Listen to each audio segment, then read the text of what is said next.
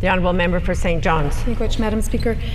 The Minister has failed to meet the legal requirements of the Accessibility for Manitobans Act.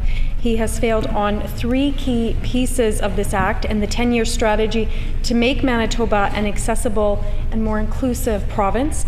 Last night, the Minister's department held a public consultation to discuss this Act and what is really the Minister's inaction on this particular file.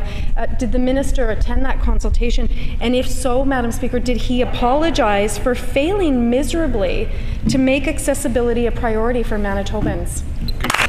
Thank you, Madam Speaker. And this government stands with the Manitoba Accessibility in terms of providing supports that are in place. We know the NDP, under their legislation, said that this needed to be implemented by 2023.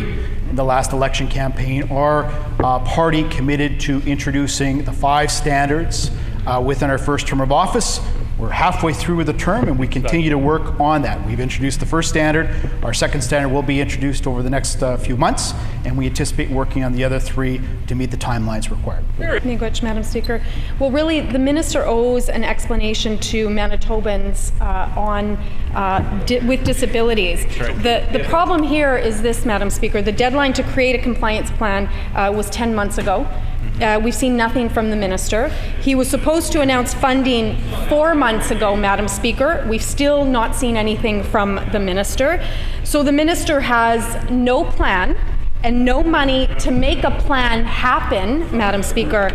Is the Minister actually committed to Manitobans with disabilities or not? Thank you, Madam Speaker. We committed to exactly what we said in the election campaign. They'll be introducing the 5 standards within our first term of office. That's exactly what we're committed to doing. Wondering about the NDP. This is the legislation which they introduced. How come they are only committing to do this by 2023, Madam Speaker? We're working with communities. There's a number of different communities that are part of this. We want to make sure we're getting it done right. We're working on those standards, and that's our commitment to government.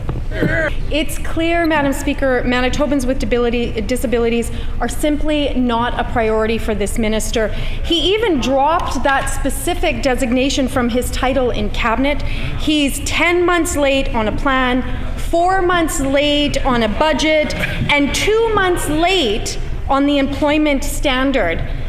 The Minister of Families has to start earning his 20% salary increase and actually do work on behalf of Manitobans with disabilities, Madam Speaker.